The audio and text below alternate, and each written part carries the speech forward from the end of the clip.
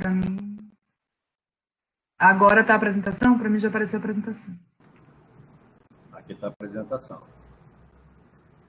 Todo mundo vê a apresentação? Sim. Ok. Tá. Ah, ótimo. Tá. Vocês me veem e veem a apresentação ou só veem a apresentação? Sua apresentação. Ótimo, perfeito. Bem, obrigada pela presença, bem-vindos ao curso. As últimas aulas do curso que quase não saíram, porque eu realmente estou que estou. Provavelmente as aulas da UES vão voltar e a gente vão voltar de maneira online, né? Inclusive as aulas da pós, então a gente está preparando essa volta triunfal. E não é fácil, porque a nossa instituição, como vocês sabem, não tem nenhuma... porque uma coisa é você dar uma aula assim, uma plataforma, né? Outra coisa é você fazer um ensino à distância, que tem que ter uma plataforma própria para o ensino à distância, para poder ter, enfim, compartilhar outras coisas e tal. Eu acho que, na verdade, a gente vai continuar fazendo via essas plataformas de aula online, não uma plataforma tipo Moodle, que é mais complicado. Mas, enfim, então no meu outro mestrado também que eu trabalho, então a gente está...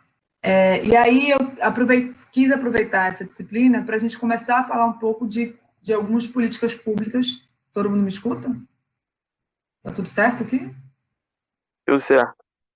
Tá. Enfim, da gente também aproveitar para falar um pouco sobre políticas públicas para a inovação, né? Quando a gente está falando do direito brasileiro, as políticas públicas são formalizadas, são feitas de cima para baixo, né? E eu queria mostrar para vocês um pouco disso na área da inovação e falar especificamente sobre o PI, que é o meu instrumento de trabalho. Na nossa disciplina de legislação ambiental, a gente vai ter uma aula de PI, mas uma aula de PI muito voltada para a relação com o meio ambiente e com os acordos ambientais internacionais. Que, na verdade, não tem relação. As pessoas que, quando pensavam nos acordos internacionais relacionados ao clima, enfim, à biodiversidade, elas nunca se preocuparam em PI, com uma propriedade intelectual. E isso gerou uma série de complicações que a gente vive hoje. Então, vocês vão ver isso na aula de legislação ambiental, né? Mas aqui eu estou falando da PI de maneira mais geral, com foco mais na legislação mesmo, na legislação própria de PI. Tá? Então, vou começar falando de políticas públicas para a inovação, como que o Estado brasileiro chegou ao que a gente tem hoje, né? A gente tem, sim, uma política pública voltada para a inovação, mesmo que isso não seja feito, mas foi pensado, sim, o Brasil está na linha, está copiando o que os países que são inovadores fizeram, né? Então, eu sempre começo minha aula perguntando o que vocês acham que é inovação.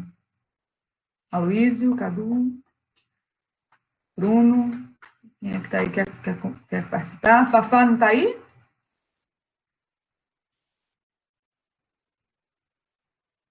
Ah, tá. Fafá está aguardando liberação. Então, peraí. Eu vou ter que sair daqui.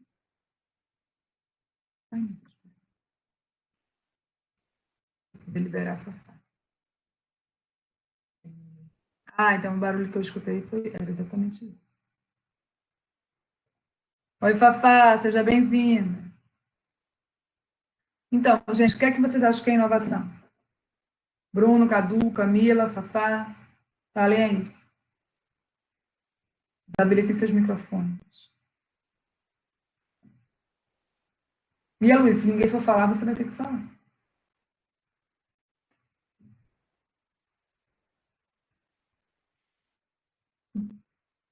Desabilitem vossos microfones. Eu tenho uma amiga minha, professora portuguesa, e ela fala vossos, né? Os vossos microfones. Desabilitem seus vossos microfones.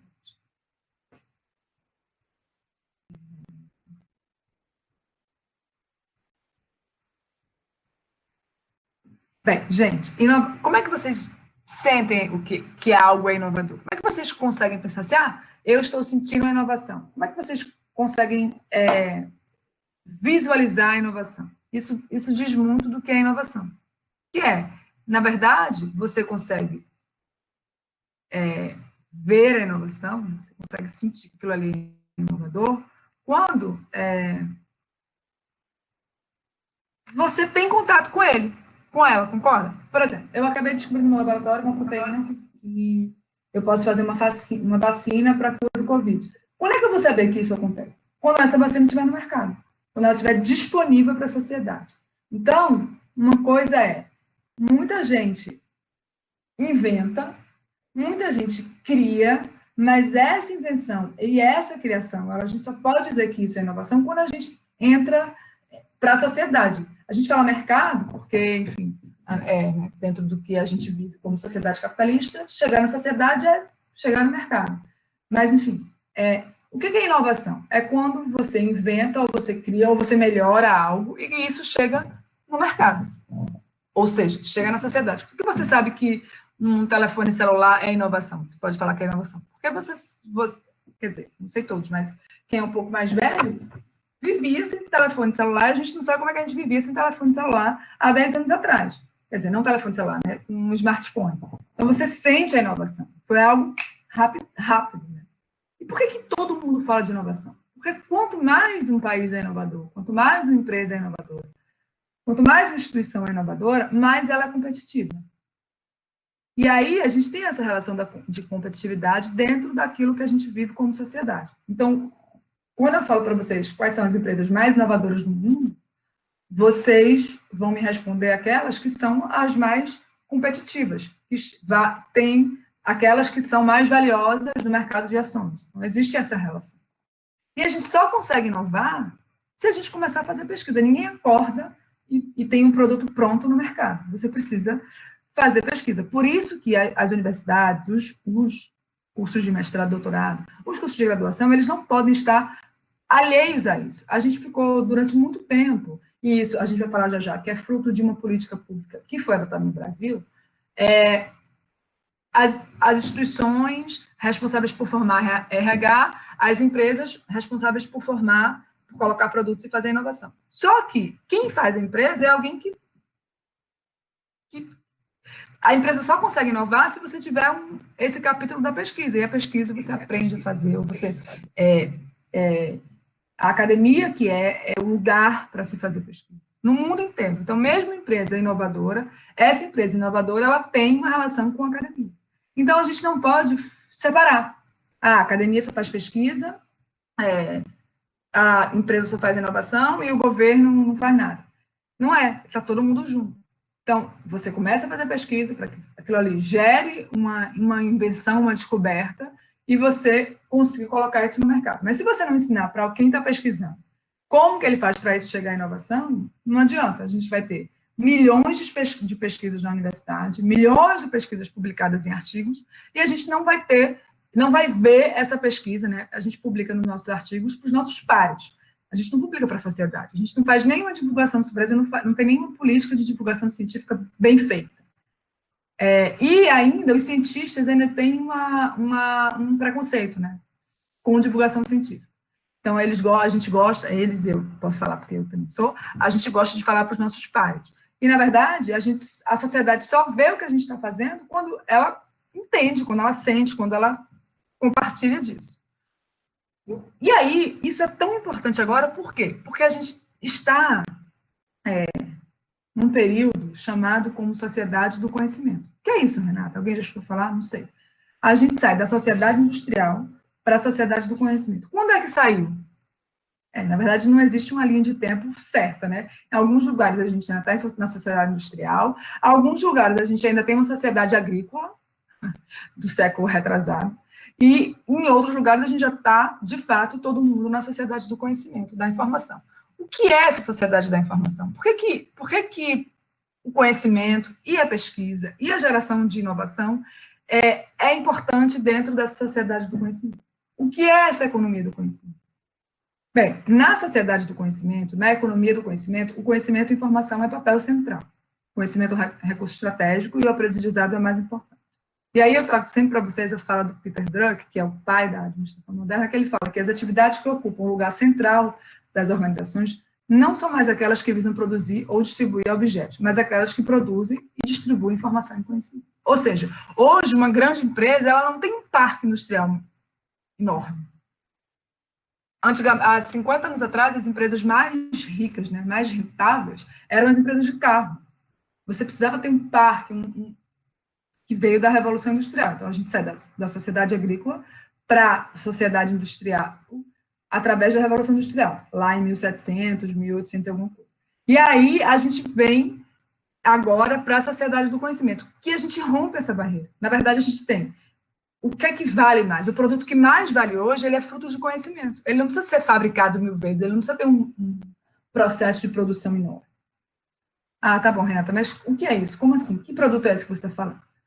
Que produto é esse que vocês acham? Qual é o produto mais valioso do mundo hoje? Não é a vacina do Covid, tá? É conhecimento. Mas qual é o produto mais valioso do mundo? Mas o produto mesmo, que a gente usa todos os dias.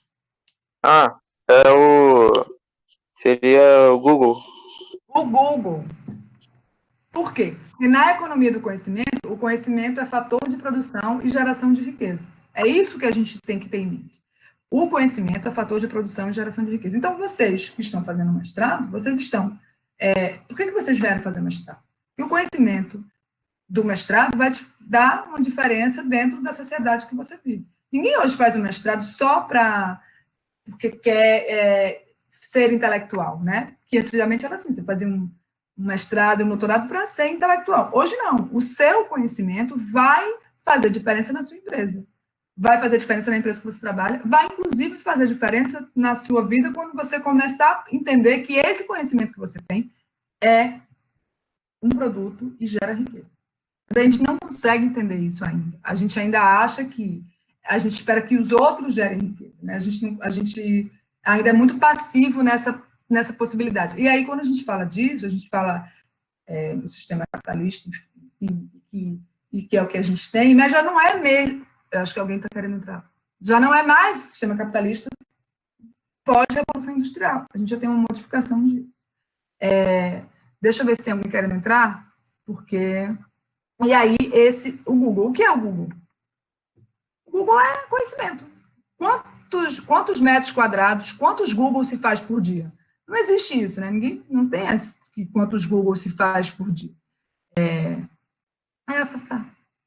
Não tem isso, quantos Google se faz por dia. Google é conhecimento, e é um conhecimento que você consegue passar, né? Que virou um produto de geração de riqueza, gera riqueza. O Google é esse exemplo. Se você perguntasse há 50 anos qual é o produto mais valioso do mundo, a gente ia falar um carro, coisas que tinham materiais, né, que eram coisas tangíveis. Hoje o conhecimento, o fator de produção é intangível. O Google é intangível. E aí, quando a gente vai olhar os 20 países mais inovadores do mundo, a gente tem aí esses 20, todo mundo consegue enxergar? O Global Index Innovation é um indicador, né, que sai todo ano, e aí eles avaliam 80 indicadores, né, 80 fatores de indicação de inovação, e eles pegam 91,8% da população mundial e 96,8% do PIB mundial. Então, é praticamente todo mundo que é analisado. E aí, entre os 20 países mais inovadores do mundo, a gente tem a Suécia, que também foi primeiro lugar em 2018. A Suíça, desculpa. Depois a gente tem a Suécia, que foi terceiro lugar em 2018 e agora segundo em 2019. E aí a gente tem todos os países que a gente já conhece, a gente já imagina mesmo que seja inovador. Tem a Finlândia. Alguém tem... A Finlândia, sempre quando eu comecei a estudar isso, né, um tempo atrás, a Finlândia me surpreendeu, porque eu nem pensava na Finlândia, né? Mas a Finlândia, a Nokia é finlandesa, e a Nokia é da primeira geração de telefones celulares. E a Finlândia tem uma relação, e aí, de novo, entra a universidade. Todo mundo que é mais inovador tem índices incríveis de educação. Então, não tem como você gerar uma nação inovadora, uma nação que está dentro do sociedade de conhecimento, se você não investe em conhecimento. Então, a gente vê aí a Coreia do Sul, que há 20 anos atrás era um país muito menor de economia e de inovação do que o Brasil, por exemplo. E hoje a gente tem esse boom da Coreia do Sul, hoje 11º país mais inovador do mundo, e eles falam, mas que imitava. Né? A gente, imagina, quem é mais velho sabe que produtos coreanos eram produtos que iam quebrar, você comprava falsificado. Eles imitaram, igual o chinês, imitaram pra caramba, mas agora eles estão, entra como inovador. A China tem 2 anos que entra nos países mais inovadores do mundo, no ranking dos 20 países mais inovadores do mundo. Israel, por exemplo, usa 6% do PIB dele para educação e 4% do PIB dele para pesquisa. Então, não tem como você diferenciar. Por isso que a universidade, o governo e enfim, a sociedade como um todo não pode separar. Né? Nesses países todos, vocês vão ver que existe uma forte relação da universidade com empresas, uma relação do governo permitindo ou proibindo certas coisas, né? Tá todo mundo junto. Não tem como você fazer as coisas separadas. E aí o Brasil está no Global Index Innovation de 2019 em 64º lugar. Mais inovador. A gente nem pode dizer mais inovador, né? Porque num ranking de 129 países, você ser o 64º não é mais... eu acho que quando sair de 2020, a gente vai ter, óbvio, uma baixada aí desse ranking. A gente já chegou a ser o 47º, a gente tem uma caída a partir de 2011. Por quê? Porque tem a ver com daqueles 80 indicadores, a gente vai ver que tem muita coisa ali que a gente entende por que o Brasil caiu. Desses 80, isso aqui eu vou falar melhor na aula de patente, mas só para vocês começarem a ficar ligados, desses 80 indicadores, quando você vai olhar as métricas que eles usaram para a qualidade da inovação, eles usam 3 fatores, né? Que é a quantidade, o ranking das 3 melhores universidades de cada país, o ranking de patentes depositadas em 1 ou mais escritórios, em 2 ou mais escritórios, ou seja, não vale só as patentes depositadas no próprio país, então você tem que depositar no seu país e em mais outros 2 escritórios, e os documentos de estudo que são indexados. Então, quando a gente vai olhar ali as 10 primeiras economias, né, a gente vê que existe um equilíbrio entre as universidades, né, as patentes depositadas e os estudos indexados. Vocês conseguem ver aqui? Existe um equilíbrio um pouco menor, que as patentes é sempre menor, em alguns lugares, como a Coreia, por exemplo, tem um equilíbrio grande. Quando você vai olhar as economias, né, da onde o Brasil pode onde ele entra, a gente vê que, olha o que aqui desaparece. O segundo fator, que são as patentes, tá vendo? Olha aqui o Brasil, 0 quase. A gente não consegue nem enxergar o roxinho. A China, poucas. Por quê? Porque a China, quer dizer, agora ela já tem muito mais, mas a China primeiro fez muita patente dentro do próprio território chinês. E aí não vale para esse ranking, tá vendo? Mas ainda assim tem muito mais patentes que o resto dos...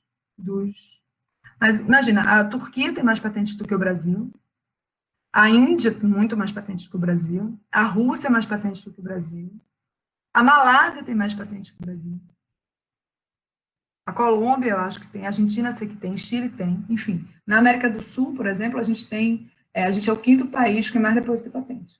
Para você ver como é trágico. Ah, Renata, mas por que você está falando de patente? Porque a gente vai entender que existe ainda uma forte relação da propriedade intelectual através de patente com a inovação. Bem, e aí, para vocês entenderem esse ritmo da inovação, né, de como a gente precisa fazer políticas públicas e mudar as políticas públicas, eu sempre trago esse exemplo, é um exemplo muito interessante de números que cada produto, número de anos que cada produto levou para ter 50 milhões de usuários. Então, um avião, ele levou 68 anos, as companhias aéreas, 68 anos para ter 50 milhões de usuários. Assim, os automóveis 62, telefone 50, e aí vai. A partir da internet, a gente tem 7 anos para se... A gente tem 7 anos para... O quê? Alô? Todo mundo está me escutando bem? Luísio? Tudo bem. Tá. A internet, a gente teve agora 7 anos para 50 milhões de usuários usar. E aí a gente tem todos os estudos que a gente conhece, o Pokémon GO, que é um joguinho, mas posso falar se é um jogo, não sei, não sou especialista na área. Mas, enfim, levou 19 dias para ter 50 milhões de usuários. Então, o conhecimento hoje, ele é disponibilizado para... Alô? Tá tendo eco aí. Bom dia. Interferência, né? É. Bom Bom dia. dia, papá. Camila aqui. Vocês podem É que nem desligar. falei. É estranho. Tá. Tá me ouvindo, professora? O Pokémon GO, estou escutando. Aí eu peço só para vocês desligarem o microfone, e aí quando eu fizer uma pergunta, vocês... Oi, pode falar. Eu queria saber se você considera que Camila? Isso. Que a burocracia em torno do registro de uma patente, né, a demora que esse processo tem, se isso influencia de alguma forma para o desincentivo das pessoas quanto a isso. Sim, com certeza. A gente vai falar bastante sobre isso na disciplina, quando eu começar a aula de patentes, tá? Mas com certeza sim. Bem, enfim, então, indo por aí, a gente começa a ter... Quem começou a falar de inovação? Por que hoje é uma palavra? Quem foi que falou que quando eu faço algo novo, que muda de alguma forma a sociedade, né? A relação da sociedade com o consumo, enfim, com o comportamento, com alguém aos 30 na cara. Quem foi que pensou nisso? E aí a gente tem a figura do Schumpeter. O Schumpeter Michel dentro. O Schumpeter é um cara que visualizou isso tudo. É uma pessoa que teve, que a gente fala, né? Ele teve ele hoje é um dos grandes economistas, né? Estudado. Ele falou sobre isso. Muito antes disso acontecer. Então, ele falava que alguém que chega,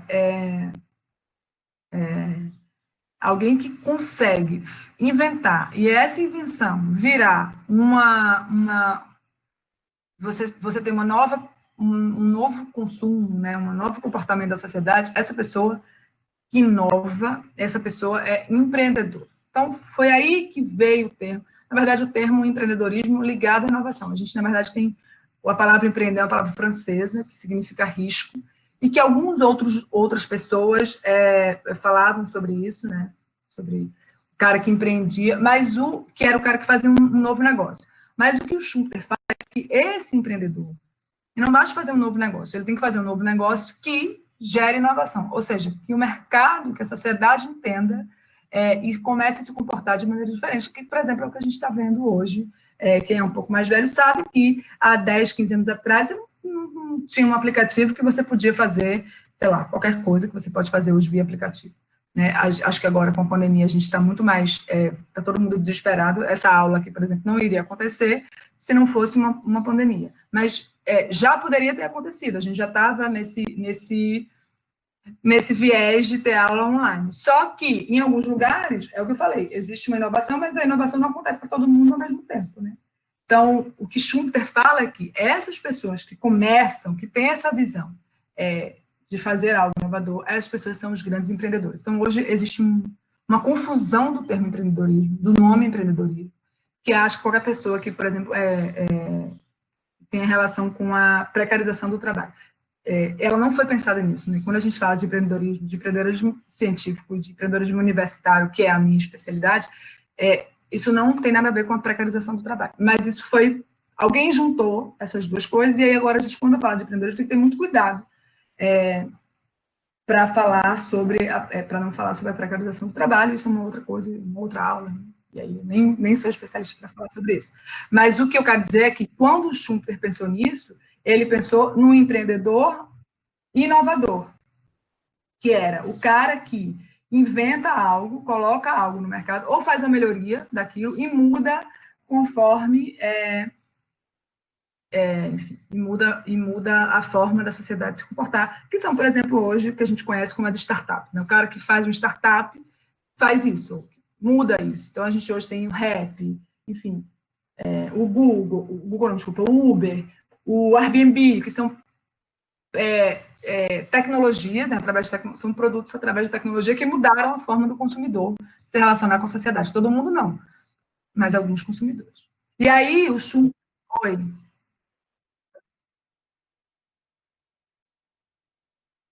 Claro, pode falar.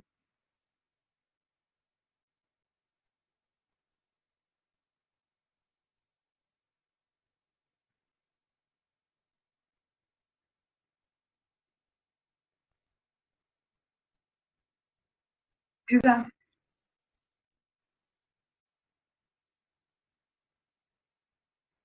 Mas é porque existe uma discussão aí, mais ou menos, né? Enfim, eu estou falando, eu não sei porquê, não sei quando isso aconteceu, é que as pessoas colocaram o cara como empreendedor, porque tem muita picaretagem nessa história de empreendedorismo, né, Luiz? Então, o cara que diz coach, ou ser empreendedor, de dizer, vá lá, faça.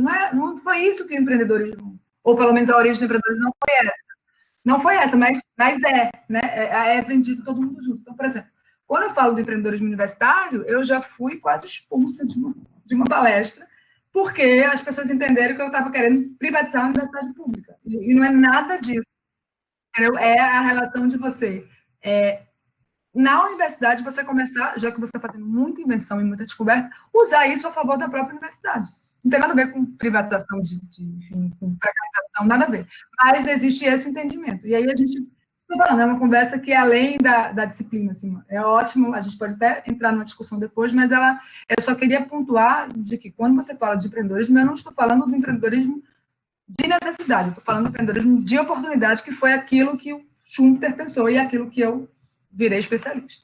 E o Schumpeter, ele é hoje super estudado, né? Existe uma classe de economistas, em sua maioria, que estuda o Schumpeter, que são os neo-schumpeterianos, porque ele falou isso em 1910, 1915. Então, ele é da República Tcheca e ele foi professor de Harvard, né? Claro, os Estados Unidos fazendo o que eles sabem fazer de melhor, que é levar as melhores pessoas para eles. Então, Schumpeter foi convidado para ser professor de Harvard e fez todas as suas teorias numa época que não existia isso, né? Numa época que estava todo mundo ainda, que não tinha isso não era visível. Ele conseguiu enxergar, e ele fala isso, nem todo mundo vai enxergar essas oportunidades. Só aqueles que, todo mundo vê as mesmas oportunidades. Se você colocar duas pessoas com as mesmas, por isso estou falando, de novo, são pessoas com as mesmas, eu não estou comparando uma pessoa que não teve educação com uma pessoa que nasceu e foi estudar nos Estados Unidos, enfim, nas melhores escolas. Eu estou comparando o que o Schumpeter falava, duas pessoas com as mesmas oportunidades, uma enxerga, e essa que enxerga como que vai colocar um novo negócio, uma nova tecnologia, essa pessoa, ele vai ser um empreendedor inovador. E aí esses neo-schumpeterianos estudam a obra dele.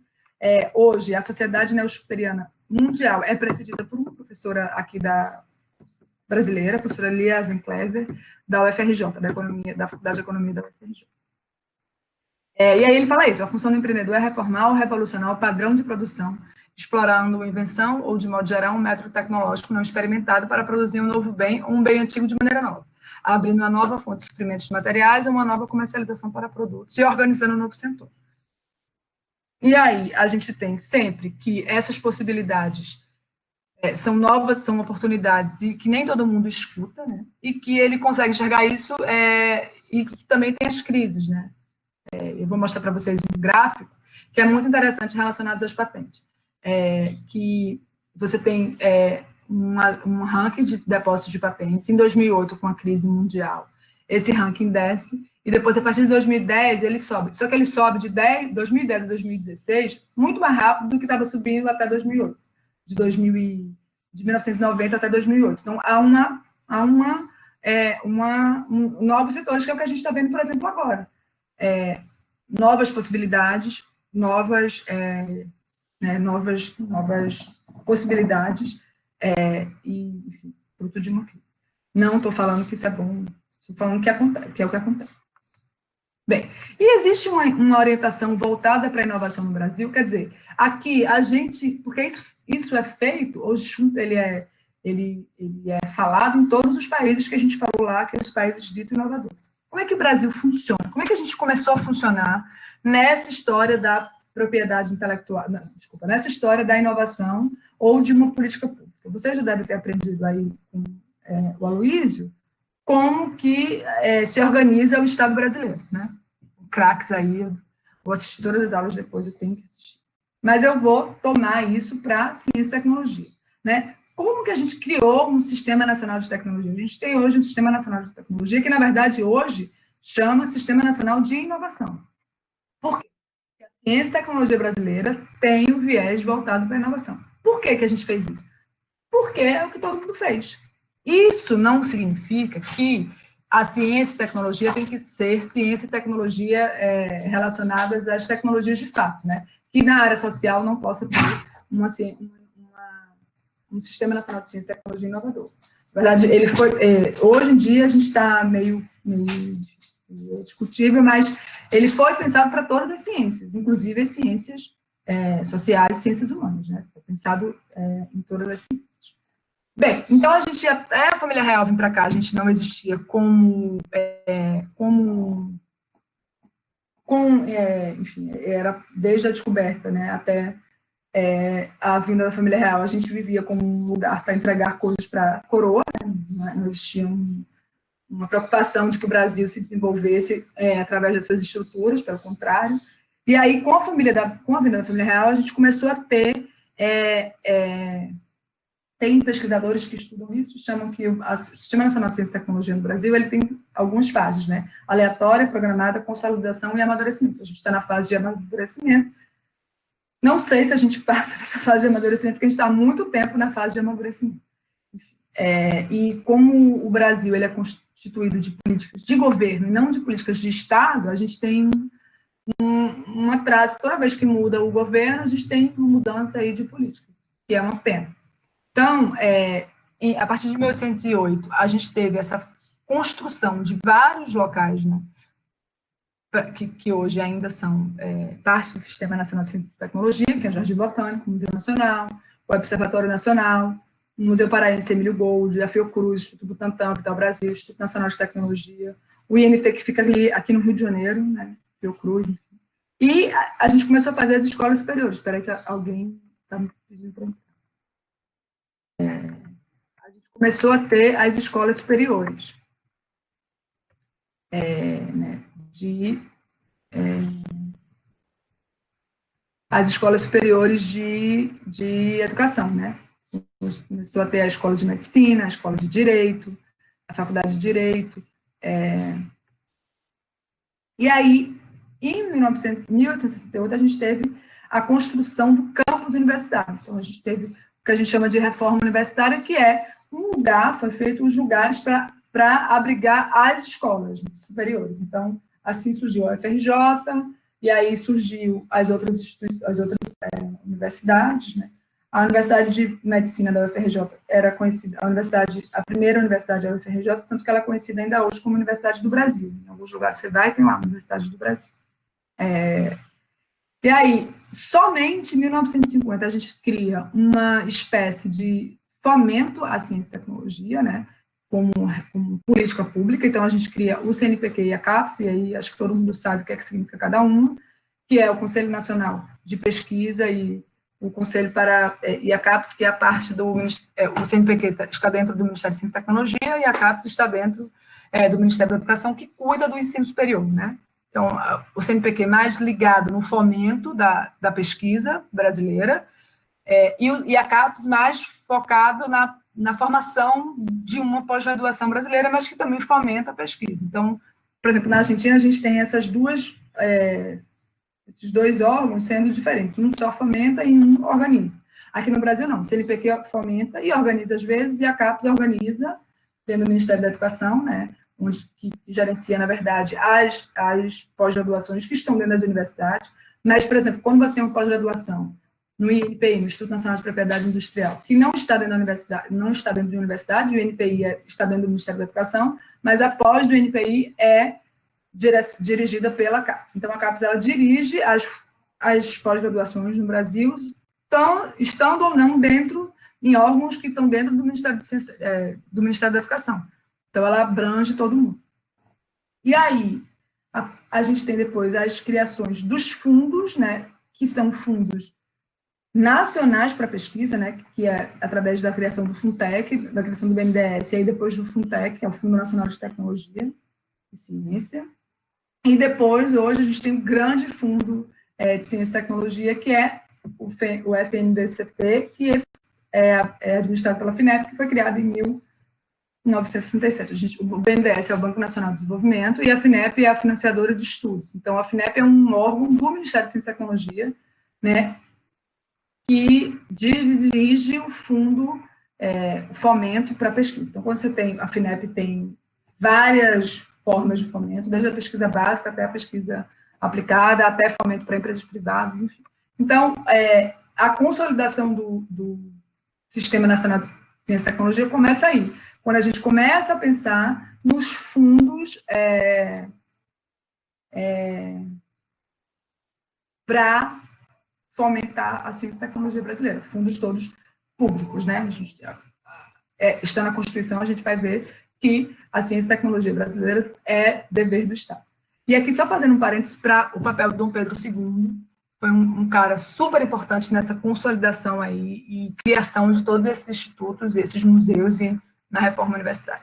Que era um cara muito focado, a gente acho que aprende história do Brasil e Dom Pedro II, ele não se dá o devido importância, porque, né, ele já está ali no final, e aí logo depois ele é expulso, e aí, enfim, e a gente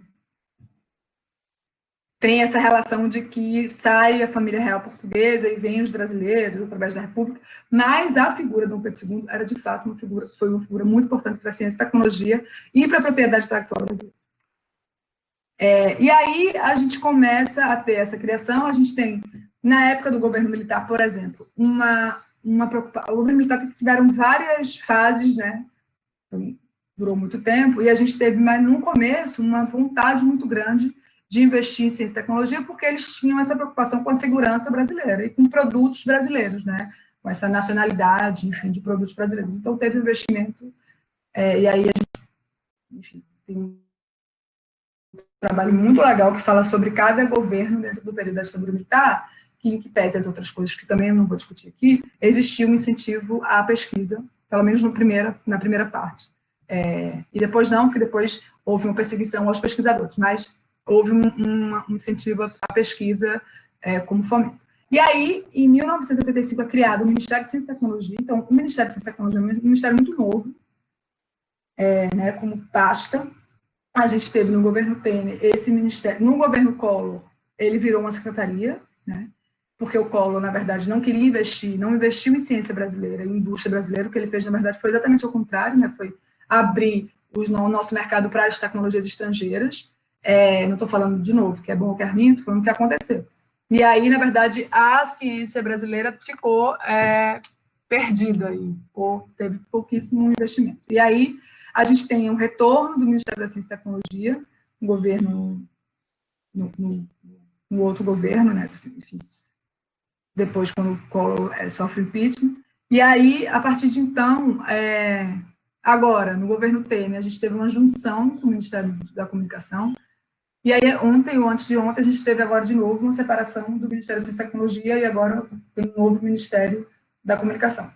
Então, o Ministério da Ciência e Tecnologia, ele está sempre sendo alvo, né, de políticas de governo, o que é ruim, por quê? Porque não é um ministério forte, como deveria ser, porque não tem como você falar de um país economicamente forte se você não investir em ciência e tecnologia, em educação, ciência e tecnologia. Eu estou falando isso não é porque eu acho com certeza, mas eu acho porque é o que todos os outros países fizeram, né?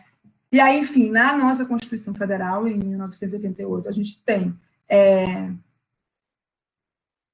no artigo 218, que o Estado promoverá e incentivará o desenvolvimento científico, a pesquisa e a capacitação tecnológica.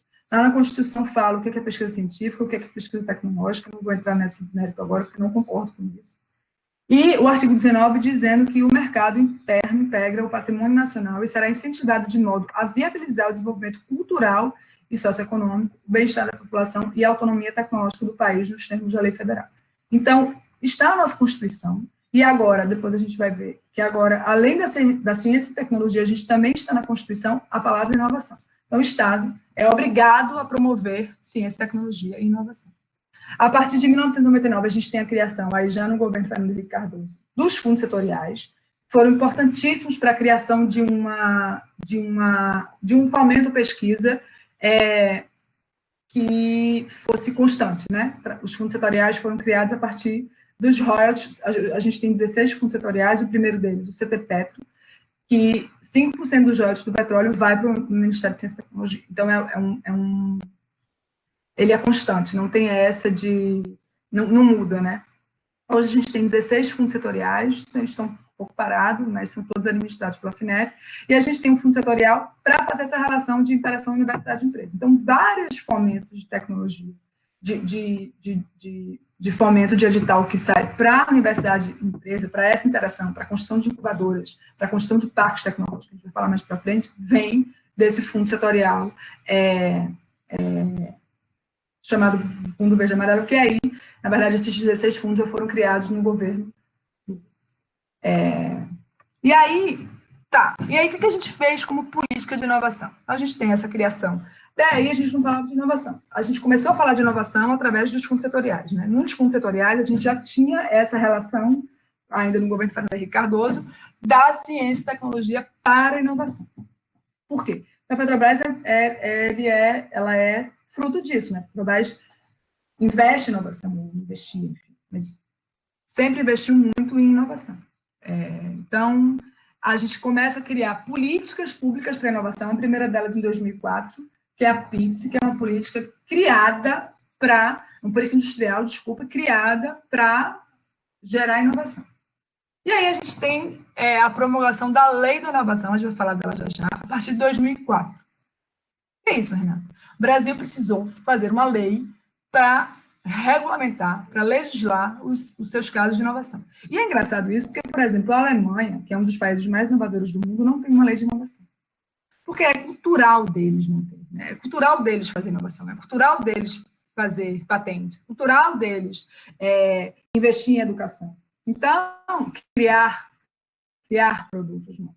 Então, é engraçado, assim, mas, enfim, no Brasil a gente tem uma lei. Por quê? Porque a gente criou as coisas muito separadas. Então, a gente criou o privado de uma maneira, o público de uma outra maneira, a Constituição separa isso, e aí a gente precisava juntar todo mundo de novo, porque não adianta só a universidade fazer coisas novas se a gente não tem empresas para, de fato, colocar essa inovação no mercado.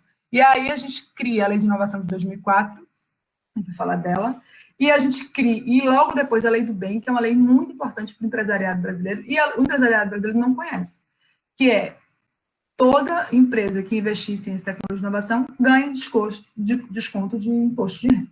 Então, imagine, a gente tem, hoje, quando a gente vai conversar com empresas para fazer parcerias, né, as empresas sempre acham que a universidade vai pedir dinheiro. E, na verdade, eu vou dizendo que eu na verdade, vou fazer eles ganharem dinheiro. Eles vão ter um desconto no imposto de renda se eles investirem em inovação. E vale muito a pena. Né? No Rio, a gente tem a Lei de Inovação Estadual, de 2008, é a nossa lei vigente. E aí, a gente começou a ver, que é aquilo que eu falei para vocês, que a Lei de Inovação não fez o que os legisladores, né, as pessoas envolvidas no ecossistema de inovação, ela não conseguiu fazer o que a gente esperava. Porque, primeiro, tinha muita insegurança jurídica, e a gente vai falar um pouco sobre isso já, a Luiz pode até me ajudar, muita insegurança jurídica. A gente tinha um despreparo, um desconhecimento das pessoas, mesmo da universidade e das empresas, e a Lei do Bem é a mesma coisa. E aí a gente precisou fazer, principalmente porque a gente não tinha a palavra inovação na Constituição. Então, a gente teve que fazer uma emenda constitucional em 2015 para colocar a inovação. Então, hoje o Estado prevê ciência, tecnologia e inovação. E aí a gente fez uma outra lei de inovação. O único caso de país que existem duas leis de inovação e é o 70º país menos inovador do mundo é o Brasil. Então, a gente tem legislação, a gente tem. Qual é o problema da lei de inovação, das leis de inovação? É que ela mexe com outras 16 legislações brasileiras, inclusive lei de serviço público, lei de salários, né, de pagamento de servidor. Então, isso é uma coisa muito complicada. Então, foi.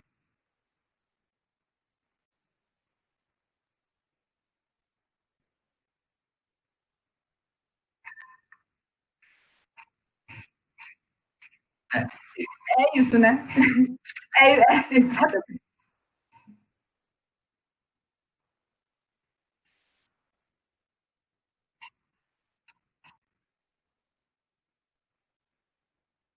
Exato.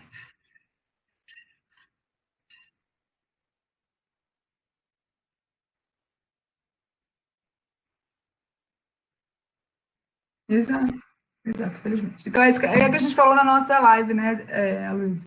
A gente tem aí boas legislações, mas legislações que são interpretadas de maneira diferente e que, não, de fato, não fazem. Então, a gente tem duas leis de inovação e dois decretos para regulamentar a lei. Então, por exemplo, o decreto que saiu da Lei de Inovação de 2016, ele é maior do que a lei, e mais complicado. Existem grupos de estudos, assim, é uma loucura. Mas porque ele começa a fazer algo que não é da nossa cultura, que é, por exemplo, dizer que um professor universitário DE, dedicação exclusiva, pode ganhar uma bolsa de uma empresa privada se ele estiver trabalhando nessa empresa com um projeto de inovação. Então, isso é muito complicado. Mas por que o legislador fez isso? Para poder juntar essas pessoas, esses dois atores tão importantes do processo. Porque se não juntar na parte... pelo contrário, até ainda hoje, se você vai na universidade pública e em alguns lugares, se você tem alguma relação com empresa privada, você é mal visto. Né? E, de fato, você é mal visto porque acontecem muitos abusos dos dois lados. Mas se você faz direito do jeito que a lei manda, do jeito que a lei pede, do jeito que você tem como fazer, é só bom para a gente, né? Não é ruim. E aí, o Rio de Janeiro não tem uma nova lei de inovação estadual. Eu participo do grupo de trabalho desde o governo do Pezão. A gente estava aí quase fazendo uma lei pronta. Quando o Witzel entrou, ele pegou tudo que a gente tinha feito e formou uma outra comissão com um advogado e gente muito legal, assim, que estava trabalhando, o Filipe, que é o secretário de Ciência e Tecnologia, o subsecretário de Ciência e Tecnologia, e o advogado, que eu esqueci o nome, acho que Marcos. Só que, por exemplo, o Marcos nunca teve nenhuma relação com inovação. Então, ele como advogado, né, ele ficava louco assim, ele falava, professor, eu preciso entender isso, porque para mim é muito difícil. Então, a gente estava nos grupos e etc e tal. Então, porque é difícil, é uma legislação difícil. Mas, por exemplo, na UFMG, em Minas, a lei de inovação deles, a nova lei de inovação, é perfeita, porque quem é que fez? As pessoas, de fato, que estão interessadas em inovação. Então, mas aí, as empresas também. Então, eles conseguiram fazer de uma maneira muito mais fácil. Aqui a gente ainda está... Aí um monte de gente saiu, um monte de gente entrou. Agora ela já está na LERJ, né? Para ser votada, a gente fica lá enchendo o saco para que os deputados votem, mas ainda não foi votado. Mas a gente tem quase... Mas tudo bem, a gente tem uma lei de inovação ainda em 2008, e como a gente tem a lei federal, a gente pode trabalhar dentro do que a lei federal preconiza. Mas é importante, inclusive, por segurança jurídica, a gente tem uma lei de inovação, uma nova lei de inovação estadual. Bem, aí eu vou falar um pouco da lei de inovação, para vocês verem como ela é inovadora. E é tão inovadora que gera problemas. Né? Ela foi feita em 3 pilares da lei de 2004, que é um ambiente propício a parcerias estratégicas entre as universidades, institutos tecnológicos e empresas, porque a gente sabe que hoje a grande maioria da pesquisa feita no país é feita pelas universidades e institutos tecnológicos públicos. Né? Então, teve que mexer aí nessa relação, nessa parceria entre elas e as empresas privadas. Que é, de fato, ou empresas públicas, mas, de fato, as empresas privadas que vão fazer o processo, que vão levar isso para o mercado, ou para a sociedade. Estimula a participação das instituições de ciência e tecnologia no processo de inovação e incentiva a inovação na empresa. Então, a lei de inovação, ela estabelece 3 pilares, que é a inovação nas instituições de ciência e tecnologia, o incentivo à inovação na empresa e um ambiente propício para que a gente faça a junção desses dois atores. Então, por exemplo, o que a gente pode hoje? A gente pode hoje compartilhar um laboratório de uma instituição científica e tecnológica com uma empresa. Então, eu posso, por exemplo, uma empresa, a Ambev, aí de Campo Grande, se ela quer investir em uma pesquisa de algum, sei lá, componente que tire, sei lá, espuma, processo de espuma da bebida. E a gente sabe que lá na UESO tem um laboratório específico para isso, ela pode usar esse laboratório, usar a estrutura da UESO para fazer sua pesquisa. Ela não precisa montar um parque tecnológico dela, porque é muito difícil, é muito caro você montar um parque tecnológico, né? Então, o que a lei diz? A lei diz assim, olha, a gente já tem um parque tecnológico montado. Nas universidades, a gente tem equipamentos, por exemplo, eu fiz meu doutorado na UFRJ e eu usava um equipamento que vale $1 milhão. Então, isso é comprado com dinheiro público, está lá na UFRJ. Serve a toda a UFRJ, mas pode servir a todas as empresas. Como? Fazendo um acordo para que isso seja feito de maneira que todo mundo ganhe, né? Não adianta também só a UFRJ ficar lá colocando isso a favor das empresas. As empresas também têm que fazer um retorno. E isso é perfeitamente plausível, de acordo com a lei, dentro do que a gente tem dos acordos entre a universidade e a empresa. Né? O governo permite isso. Mas o governo permite mais ou menos. Por quê? Porque o governo fez a lei, né?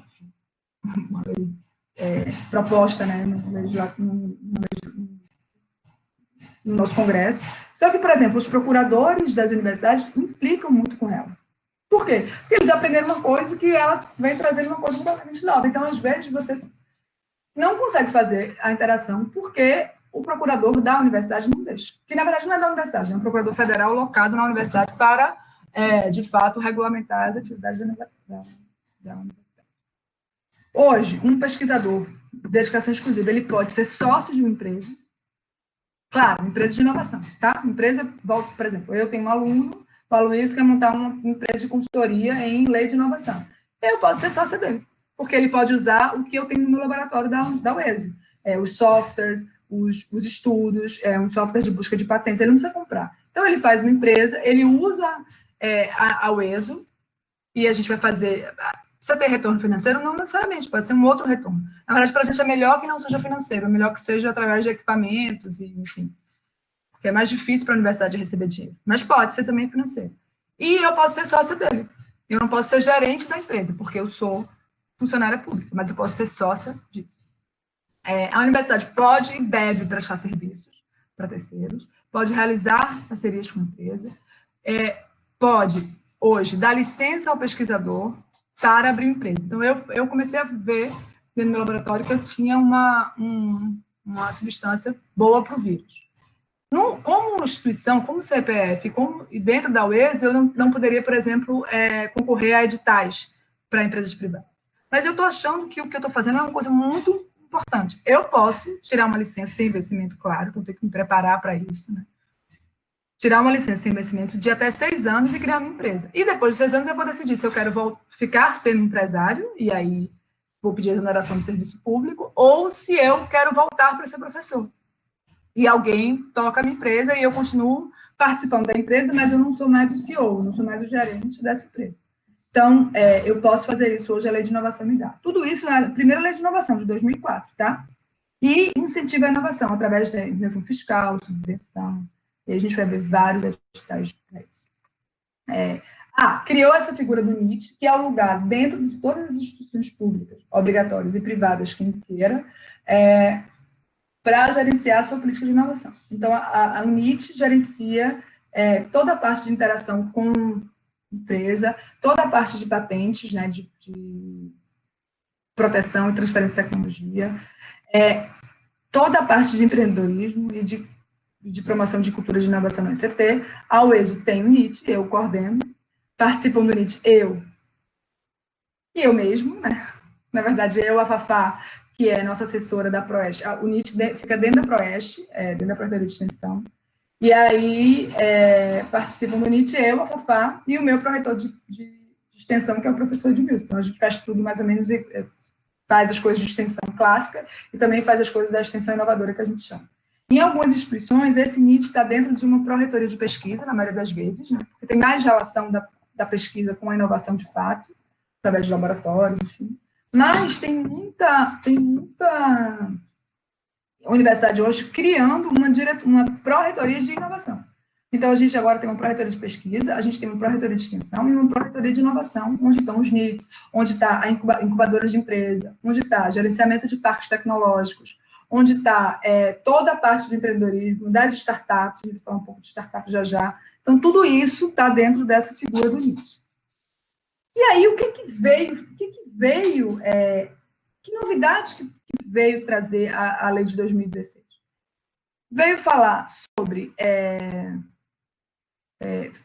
enfim, inclui várias outras coisas, né? Mas o que mais importante que ela veio trazer?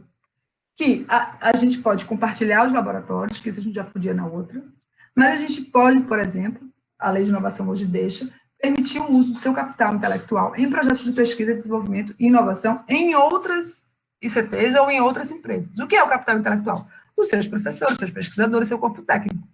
Então, hoje, um professor pode fazer 40 horas de serviço por ano relacionados à inovação numa empresa, por exemplo, privada. Isso é muito complicado para quem é advogado ou para quem é legislador do direito. Quem é legislador dos recursos humanos, eles ficam loucos. O meu contador, que é o auditor da UES, ele falou assim: professor, isso não existe, isso não funciona. E funciona. A gente tem várias instituições que existe aí a Unicamp, por exemplo. A Unicamp é nosso maior modelo de facilidade, né, de cooperação entre o público e o privado, porque é uma universidade que nasceu para isso, né?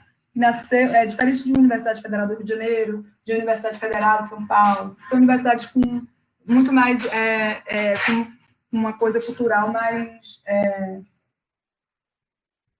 mais clássica, né, na verdade. E aí, o ESO, por exemplo, nosso sonho é que a UES seja um Unicamp, porque ela foi criada para isso, né, para interagir com a parte industrial.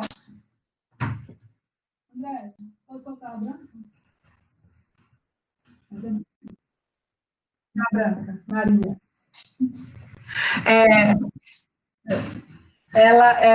E aí, enfim, isso já acontece. A UES queria ser a Unicamp. Por quê? Porque a gente tem esse viés, né? Um viés menos clássico. É uma universidade tecnológica, a princípio. Né? Aqui na Pós, a gente tem várias pessoas de empresa. E isso é uma coisa que eu bato muito. Que vocês não trazem as demandas das empresas para a gente. Então, isso é uma coisa que seria muito bom para a empresa e para a universidade. E para vocês também. Então, a gente tem muita gente que está aqui nos nossos mestrados, nos nossos 2 mestrados de empresa, fazendo seus projetos, mas que não tem esse viés de demanda da empresa. E as empresas têm muitas demandas, né? Muitas que a gente pode resolver. E é bom para todo mundo. Então, isso é uma coisa que a gente tem batido muito nas seleções, né? Na seleção de mestrado. Eu, por exemplo, participei da seleção de mestrado, acho que alguns aqui me conhecem, e eu batia muito nisso, assim, porque às vezes a empresa nem sabe que você está fazendo mestrado. Então, por que não? Por que não trazer essa demanda da empresa? Por que não, de fato, interagir de maneira que seja bom para as 2 partes, né? Claro, falando que o nosso projeto de mestrado, os nossos programas de mestrado são gratuitos, então a empresa já ganha, né? Ela já ganha, enfim, porque já vão ter seus funcionários mestres e conta lá nos seus indicadores e etc. E aí, de novo, eu vou passei já para o Aloysio as aulas, a gente pode ver, a gente pode falar sobre a inovação mais precisamente, mas, enfim, aí falando de novo, sobre essa possibilidade de um pesquisador sair para poder desenvolver inovação ganhando bolsa. É claro que para ganhar uma retribuição pecuniária é mais difícil. A retribuição pecuniária ele faz quando ele presta um serviço que não é inovação. Reparem também, a gente lá na UES, a gente tem uma política de inovação, a gente tem uma política de prestação de serviço, a gente tem uma política de extensão. São 3 coisas diferentes. Porque prestar serviço não é fazer inovação. Né? Não é fazer inovação, não deveria ser. Se você vai fazer inovação, não é prestação de serviço, sim pesquisa e inovação em outra. Bem, e aí eu chego em vocês, né? Por que o nosso país não pensa nisso? Por que os professores não pensam nisso? Por que os alunos não pensam nisso? Assim? Por que a gente não pensa nessa inovação? Porque a gente tem aqui uma pesquisa feita pela Endeavor, que é uma empresa, enfim, de comportamento empreendedor, né? Que traça esse perfil universitário. Então, a gente tem 73,3% de universidades não empreendedoras.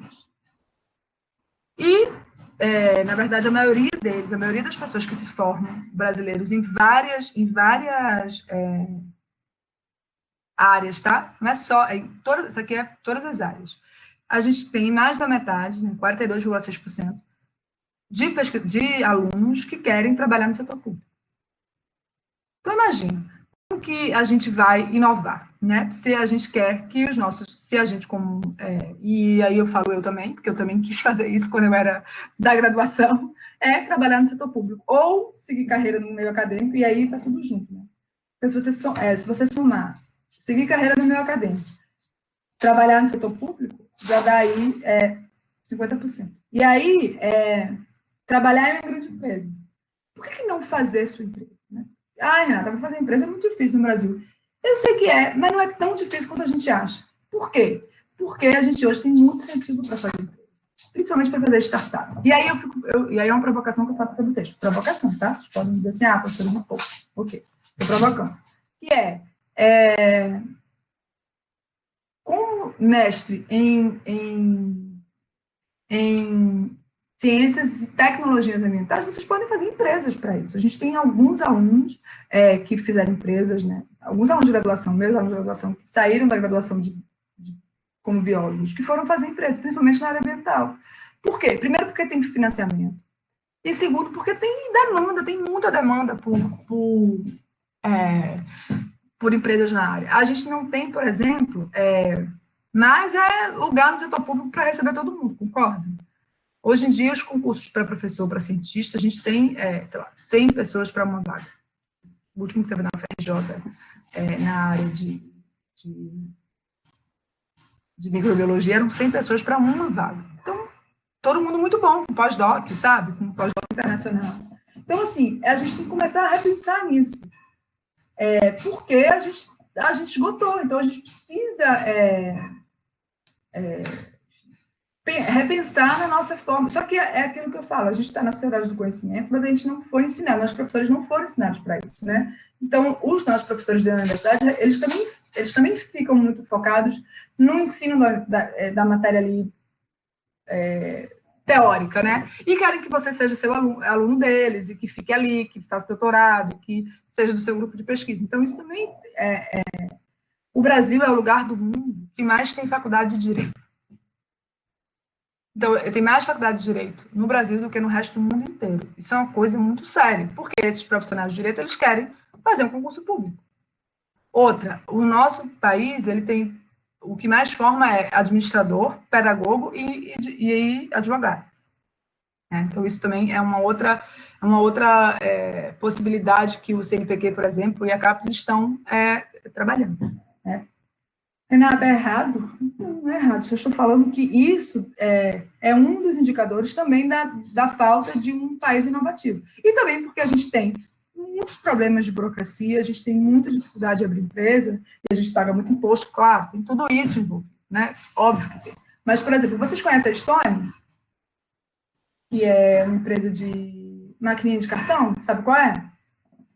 A Estônia é brasileira, é uma das startups que a gente chama de startup unicórnio, né? Por que startup unicórnio? Porque ela vale mais de 1 bilhão no mercado de ações em menos de 2 anos.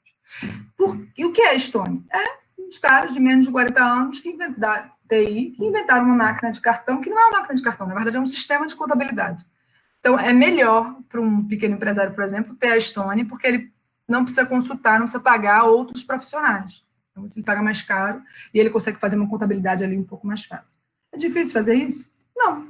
Hoje a Estônia, imagina, eles são bilionários, né? E aí, como é que eles conseguiram fazer a primeira começaram, eles tinham dinheiro? Não. Enfim, não eram faziam faculdade, etc., mas eles tiveram investimento público e privado de várias empresas que hoje estão investindo em soluções, né? E vários financiamentos. Então, eu trouxe aqui para vocês verem esses editais. Aqui só, ainda na pesquisa, né, que a possibilidade dos alunos que acreditam que a seguinte iniciativa é essencial para prepará-los para empreender. Então, disciplina de empreendedorismo. Então, tudo bem, que bom. Ao ESO, a gente tem uma disciplina de empreendedorismo.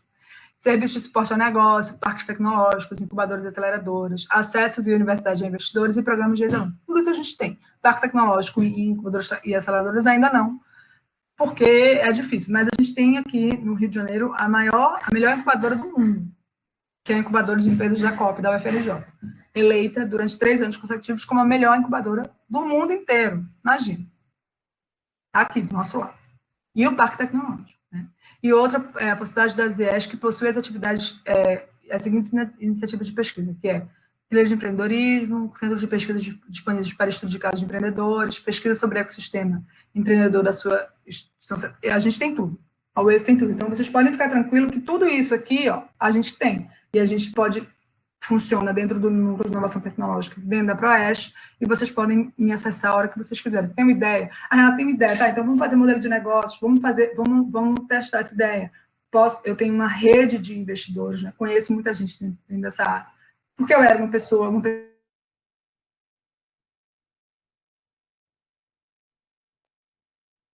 comum, né, no sentido de que fiz biomedicina, depois fiz mestrado, depois fiz doutorado na bioquímica e queria ser pesquisadora, até que no meu pós-doutorado eu resolvi mudar, porque eu via que muitas pesquisas boas ficavam na universidade e aí o aluno conseguia um emprego e essa pesquisa simplesmente ia embora, ficava lá na gaveta, depois de ter sido investido, sei lá, 10, 15 anos de dinheiro, de conhecimento, de muita coisa ali, e é uma coisa que poderia virar um medicamento. Só que para virar um medicamento, você precisa ir além da bancada, você tem que ter noção da Anvisa, das patentes, do ecossistema todo, e a gente não aprende isso na universidade. Então, comecei a pensar nisso, né? Eu queria, ainda como estudante de biomedicina, ter esse viés que talvez eu hoje tivesse seguido uma outra linha. Por quê? Porque aí no meu doutorado eu tinha uma molécula, que era uma molécula antifúngica, que não foi para frente, porque eu não sabia nada, então eu publiquei, não patentei, eu não fiz teste na Anvisa, e aí isso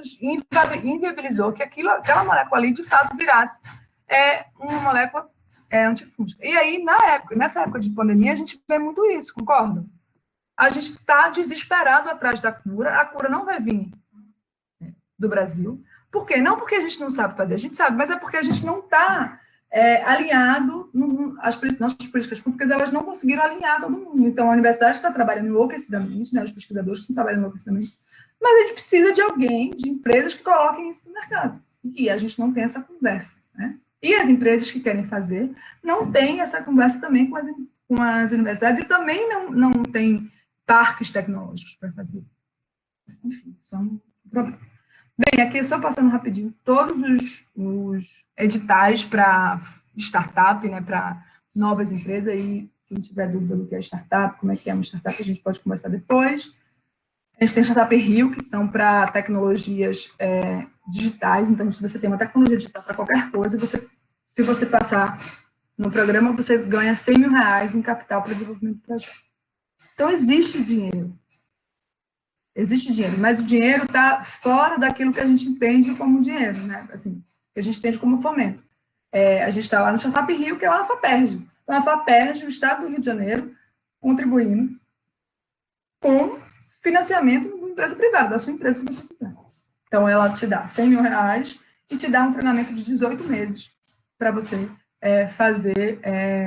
ser um empresário, né? Então, você tem um programa de educação com os melhores mentores do Brasil, e tem mesmo, e tem um lugar que você pode ir lá e se reunir, fazer reunião, desenvolver sua tecnologia dentro desse espaço que fica aqui na Rua do Catete. Ali na Rua do Catete.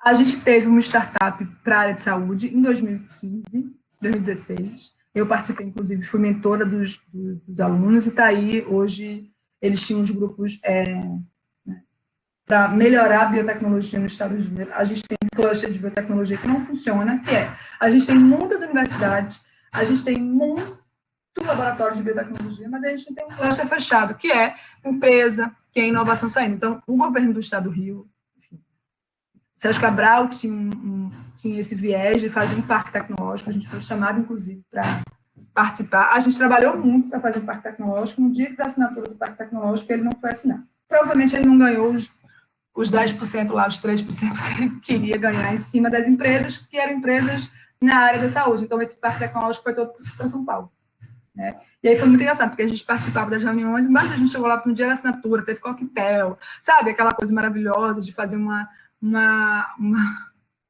inauguração, e ele simplesmente não foi, ele falou que não ia assinar. E foi embora, imagina. Essas coisas que só acontecem no estado do Rio de Janeiro. Aqui, o BNDES Garagem, né? E aqui, por exemplo, é uma empresa de duas alunas da UFRJ, minhas amigas, que fizeram uma empresa chamada Benchmark, que é uma compra online. Então, você compra pelo site delas produtos, equipamentos, consumos, micropipetas, de forma online, né? E elas que fazem toda a parte da burocracia enfim, é mais rápido, chega mais rápido para vocês. E aqui são biomédicas, né? A Andréia é PhD. A Fafá está me falando que meu áudio está falhando às vezes, né? E a Débora, que agora que fez o doutorado dela, enfim, pouquíssimas pessoas, elas fizeram uma parte de TI. Ninguém de TI, né? Elas contrataram um desenvolvedor para fazer. E então aí hoje ganharam vários editais aí na área de startup. Eu tenho um curso chamado da Bancada Startup, que eu ofereço vez ou outra na UESO, que eu mostro tudo isso de maneira mais detalhada, e enfim, quem tem uma ideia de empresa, quem tem uma ideia de negócio, é interessante fazer, tá? É gratuito. Eu aí lá, no passado eu dei duas vezes, e esse ano ainda não, porque a gente está aqui parado, né? Quer dizer, parado não está podendo. Eu gosto desse curso presencial, porque tem uma série de dinâmicas, enfim, que é legal ser presencial, ainda não pensei nele para ser online. A FINEP, que tem apoio desde a pesquisa, desde a ideia, até já financiando empresas de alto porte, por exemplo, financiei a FINEP durante os últimos 10 anos, financiou muita empresa grande. E não foi uma coisa boa. Por quê? Porque essas empresas não trouxeram inovação, porque é um financiamento público. Então, a gente ainda tem esse problema. Vou falar isso e às vezes eu sou mal interpretada, mas é sério. Os órgãos de fomento público, a FAPERJ, por exemplo, quando você faz um edital, quando você ganha um projeto, você tem que apresentar nesse projeto que todo o dinheiro que você gastou foi gasto de maneira certa. Se você não apresentar nenhum resultado, tudo bem. Porque, claro, é pesquisa, mas quando você vai financiar uma empresa para fazer um negócio sustentável, essa empresa tem que dar a resposta. Mas não. Então, isso, a lei de inovação, a nova, mudou isso. Por exemplo, se eu ganho metade do meu fomento para a bancada, né, para consumo, eu não poderia gastar isso para capital, para dinheiro de capital. Só que, às vezes, por exemplo, eu previ no meu projeto para comprar 5 computadores, mas eu comprei 2 e deu certo. Por uma série de coisas. Então, eu não poderia pegar esse dinheiro que sobrou e investir, por exemplo, para comprar reagente. Eu tinha que devolver o dinheiro. Então, às vezes, a gente comprava 5 computadores só para comprar mesmo, para não devolver o dinheiro. E a gente não tem isso. E se você justificar que você poderia ter melhorado o seu projeto, se você tivesse investido esse dinheiro mais em consumo, ao invés de comprar 5 computadores, você tomava um processo. Então, hoje, a lei de inovação veio para mudar isso, veio para dar um pouco mais de refresco, porque é uma pesquisa. E hoje, eu acho que a FAPERJ está tendendo ao resultado. O que importa aqui é se você tem resultado, não se você gastou o dinheiro de maneira exatamente como você falou que ia gastar, porque é um projeto de pesquisa. E aí você não necessariamente tem como saber. A Petrobras tem várias conexões.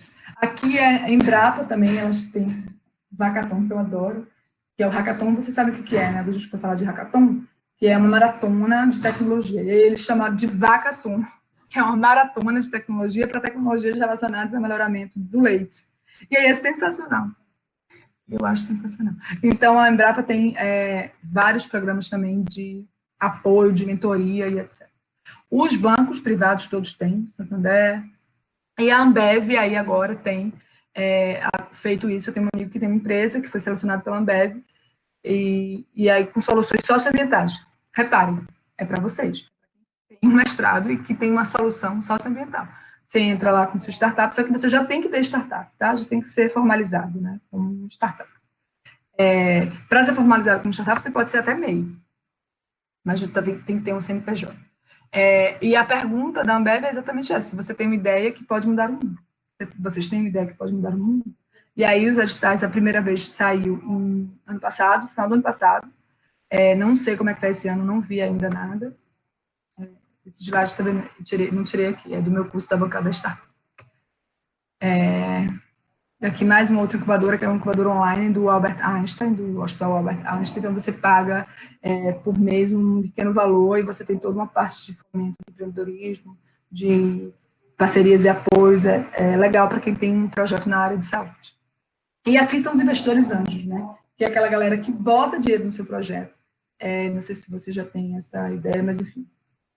eu quero dizer com isso tudo? É que hoje a gente tem uma política pública orientada para isso. A gente tem os anjos do Brasil, que são, às vezes, empresários privados e, às vezes, capital de risco, né, que a gente chama, do próprio governo. Só que o governo não é, em nenhum lugar do mundo, é o governo que coloca o dinheiro de risco nas empresas. Né? Quem coloca o dinheiro de risco nas empresas são os investidores.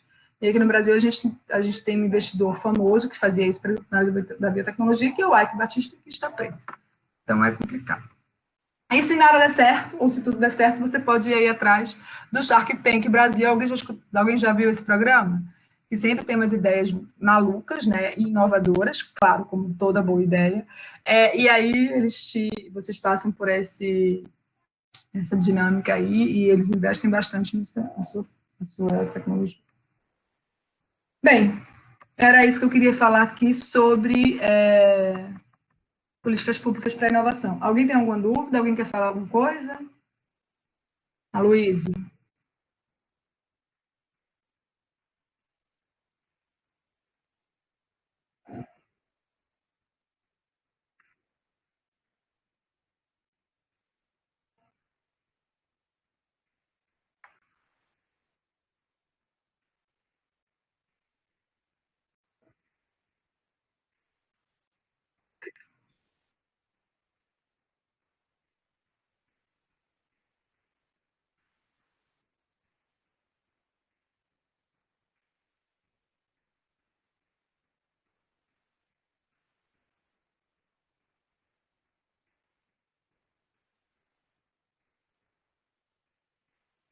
Sim.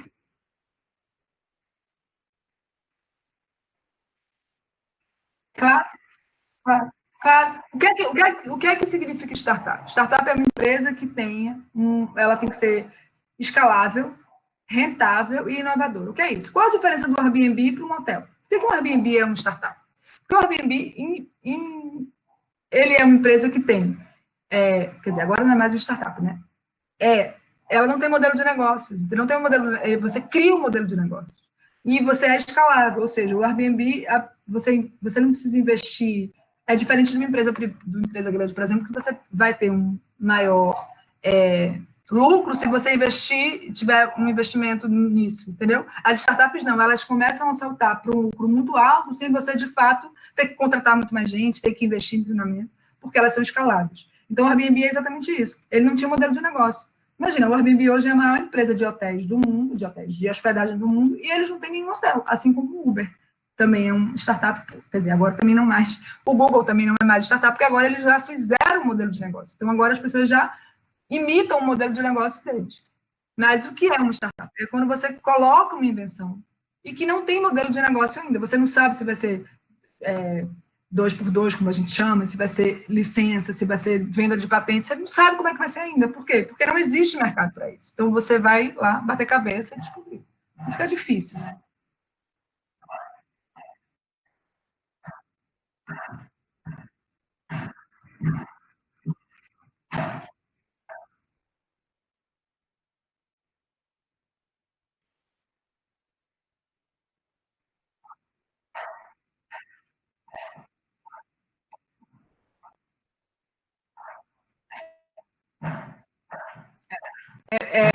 Isso é uma coisa importante para a gente pensar, entendeu? Porque, de fato, vocês estão vendo minha nova tela? Aí?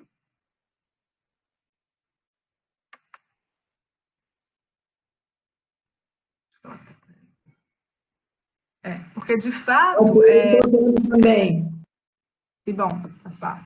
Ai, Fafá, que saudade do seu café. Que é importante porque... Tem como fazer uma startup do cafezinho? Tem, né? Tem, o seu café é muito inovador. Tem que Eu vou investir abordar em startup de café. a importância dele no Para nosso minha negócio, né? Que muitas vezes o cafezinho ajuda a resolver, fazer muitas soluções. ajudou a não matar as pessoas. O café da Fafá ajudou a não matar as pessoas, por exemplo. Eu vou ali, respiro, tomo um café e não quero cometer assassinato.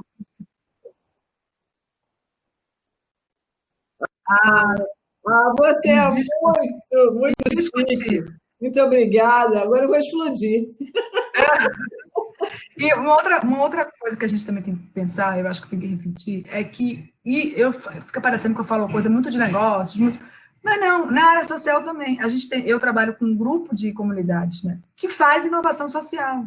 Tem um grupo aí no WhatsApp, que a Sinergia Verde ontem, por exemplo, que é uma empresa formada é um instituto para combater coisas na área ambiental, né, para ensinar, para educação.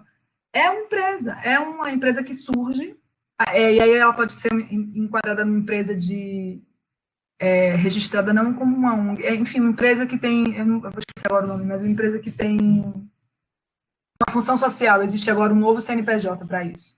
E ela consegue participar de editais, né? Trabalho, por exemplo, aí em Campo Grande, a gente tem uma organização que trabalha com imigrantes e refugiados. E são duas advogadas, uma advogada e uma pessoa que é formada em relação internacional e que né, não é uma ONG, é uma empresa, agora acho que era uma MEI, porque elas não tinham dinheiro para fazer essa empresa com esse cunho social, mas vão fazer já já. E a gente está trabalhando junto. Então, a universidade também funciona como uma extensão clássica, né? Ah, Renata, eu tenho uma ideia de uma empresa, mas, cara, eu quero uma empresa de educação ambiental. Ótimo, vamos fazer uma empresa de educação ambiental. Ah, eu não quero fazer empresa, quero fazer ONG. Melhor ainda, vamos fazer uma ONG. Então, não só pensando assim, é claro que eu venho da biotecnologia, né? Então eu fico, óbvio, pensando numa vacina para o Covid. Eu instigo os meus alunos da graduação da biologia e das ciências ambientais a fazerem isso, porque é a minha escola. Mas eu também estou junto para a gente fazer uma inovação social. Quando eu estava na UFRJ, por exemplo, tinha um grupo da fonoaudiologia que desenhou uma chupeta especial para crianças que têm síndrome de Down, para ajudar na fala. E, assim, é inovação, né? É inovação. E elas não queriam vender. Não, professora, a gente não quer vender isso, a gente quer distribuir de alguma maneira. Tá bom, mas aí, como é que distribui, né? Não adianta assim, eu quero distribuir. Então, vamos patentear, porque a gente resguarda a sua ideia, né? A sua invenção. E aí, depois disso, a gente vai procurar parceiros que queiram distribuir. E aí a gente vai procurar a Secretaria de Saúde do Estado na época, e a Secretaria de Saúde do Estado bancou a produção e distribuiu em creches, entendeu? Isso é lindo. Isso também é inovação, isso também é compartilhar conhecimento, né? Então, assim, estejam abertos para ter soluções em todas as áreas. Em todas as áreas é importante você conhecer a área, conhecer os investimentos que tem. Na área social hoje tem muito investimento de ONGs americanas, de ONGs europeias no Brasil, mas muita coisa, né? Essa, por exemplo, da Abraçal, que começou porque ela casou com um médico da Guiné-Bissau, né? Então ela foi, enfim, ele provavelmente tinha alguns problemas de documentação e elas foi uma coisa pessoal que aconteceu e que virou hoje uma organização que ajuda. E aí ela, por exemplo, tem mais de 50 imigrantes e mais de 25 pessoas refugiadas aí em Campo Grande. Coisa que a gente não sabia, assim, que eu, pelo menos, não sabia. E ela está fazendo toda a Zona Oeste, está fazendo uma coisa incrível. Que surge dessa ideia, né? Surge da ideia de... Ela colocou os conhecimentos dela toda, então ela hoje faz toda a documentação, só que são as pessoas que não têm muito dinheiro, né, para fazer. Então, elas têm essa dificuldade de dinheiro. É nisso que a gente está ajudando, tentando aprovar editais, etc. Para quem? Para esse sustente, porque quase que faz de graça essa consultoria de documentos, porque as pessoas, principalmente os refugiados, não chegam com... Bem, gente, então eu vou passar para a minha segunda aula. Vocês que decidem, a gente pode fazer, sei lá, sexta-feira que vem, ou um outro horário, se vocês não estiverem cansados. Aloysio, você conseguiu gravar essa aula toda?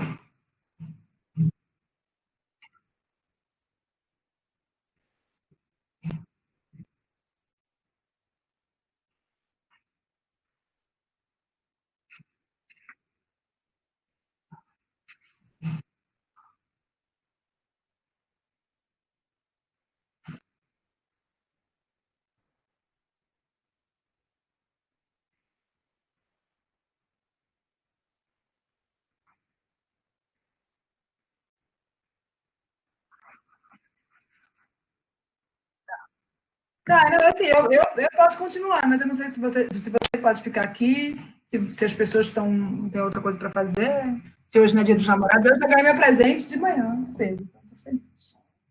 Bem alimentar. Eu também. Até com macarrões. Eu comi até o macarrão. Então, eu estou cheia de açúcar aqui. Estou super disposta a continuar. Né? É. O que vocês acham? Por mim, a gente pode, sei lá, continuar ou pode ficar aqui. Eu tenho até eu vou ficar mais ou menos, que eu me conheço, uns 40 minutos aí falando de patente. Às vezes. Por mim, beleza. Por mim dá pra continuar. Tá bom, Cadu. E aí, os outros? Por mim também, pode continuar. Oba. Ela não era nem doida de falar que não podia continuar, né? Era Fafá? Apesar da minha internet ruim, caindo toda hora, podemos continuar. De jeito nenhum. O Bruno falou alguma coisa. Sim, sem problemas. Por mim, sem problemas. Pode continuar. Apesar da minha internet ruim, podemos Tá. A continuar. Camila também falou que sim, que ela tem internet, ela tem uma reunião mais uma, mas eu também tenho uma reunião. Eu vou tentar acabar com isso. Tá. Tá. Deixa eu botar aqui. E agora eu vou falar da minha paixão.